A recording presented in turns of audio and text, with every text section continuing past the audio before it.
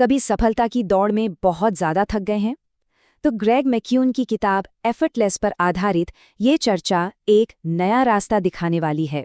एक ऐसा रास्ता जहां कामयाबी पाने के लिए लगातार भागदौड़ की नहीं बल्कि स्मार्ट तरीकों की जरूरत होती है।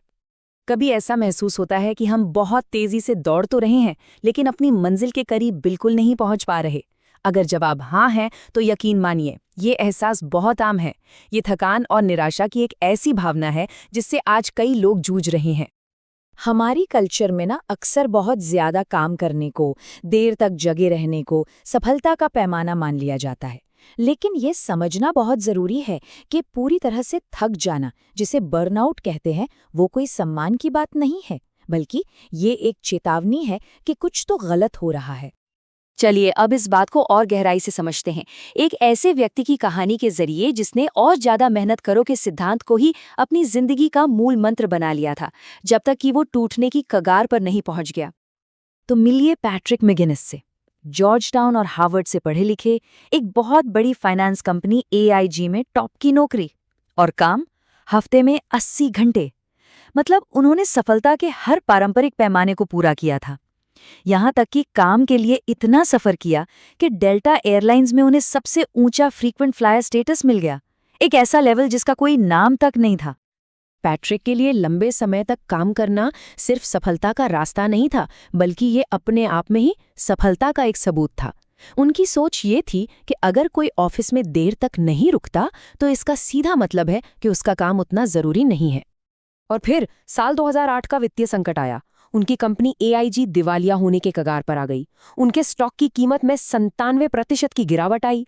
सोचिए जरा, उनकी सालों की मेहनत, वो देर रात तक ऑफिस में रुकना, वो अनगिनत यात्राएं, सब कुछ एक झटके में बेकार हो गया। इस संकट का असर उनकी सेहत पर भी पड़ा।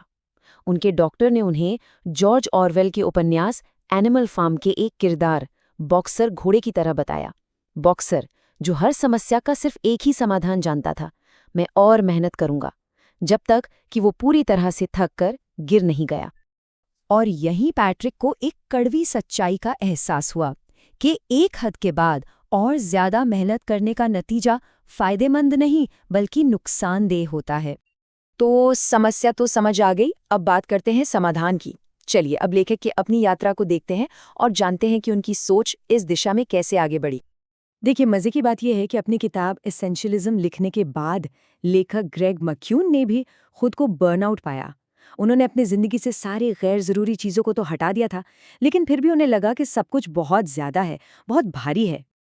तब उन्होंने खुद से ये सवाल पूछा, यहाँ बड़ी चट्टानें हमारी सबसे जरूरी जिम्मेदारियों का प्रतीक हैं, लेकिन सवाल ये है कि तब क्या करें जब ये जरूरी जिम्मेदारियां ही इतनी ज्यादा हो जाएं कि उन्हें संभालना मुश्किल हो जाए। और यहीं पर एसेंशियलिज्म और एफर्टलेस के बीच का फर्क एकदम साफ हो जाता है।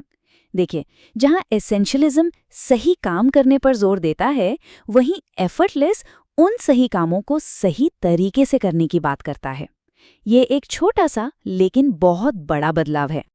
तो चलिए देखते हैं कि इस अवस्था को कैसे पाया जा सकता है। इस नए नजरिए का जो आधार है वो है एफर्टलेस स्टेट, या कह लीजिए एक सहज अवस्था का सिद्धांत। जरा सोचिए, हमारा दिमाग ना एक कंप्यूटर की हार्ड ड्राइव की तरह है। जब ये मानसिक और भावनात्मक बोझ से, मतलब फालतू की फाइलों से भर जाता है, तो इसकी काम करने की शक्ति अपने आप कम हो जाती है, भले ही इसमें कितनी भी क्षमता क्यों न हो। तो ये एफर्टलेस अवस्था आखिर है क्या? देखिए, ये एक ऐसी स्थिति है जब कोई शारीरिक रूप से पूरी तरह रिलैक्स्ड हो, भावनात्मक रूप से कोई बोझ न हो और मानसिक रूप से ऊर्जा से भरपूर हो। इस अवस्था में हम सबसे जरूरी काम भी बड़ी आसानी से कर पाते हैं। अच्छा, तो अब इसके व्यवहारिक पहलू पर आते हैं। इस एफर्टलेस अवस्था को पाने के लिए 3 बहुत ही स्पष्ट और कारगर कुंजियां हैं। ये 3 बहुत आसान कदम हैं जो किसी की भी जिंदगी बदल सकते हैं। पहला, सोच को पलटें। दूसरा, बोझ को हल्का करें। और तीसरा, आराम को अपनाएं। पहली कुंजी है सोचने का तरीका बदलना। आमतौर पे हम क्या पूछते हैं, अरे यार, ये काम इतना मुश्किल क्यों है? इसकी जगह सवाल को पलट दें और पूछें, क्या होगा अगर ये आसान हो सकता है? ये छोटा सा सवाल हमारे दिमाग को मुश्किल नहीं बल्कि सरल रास्ते खोजने के लिए मजबूर कर देता है। दूसरी कुंजी है मुक्त करना।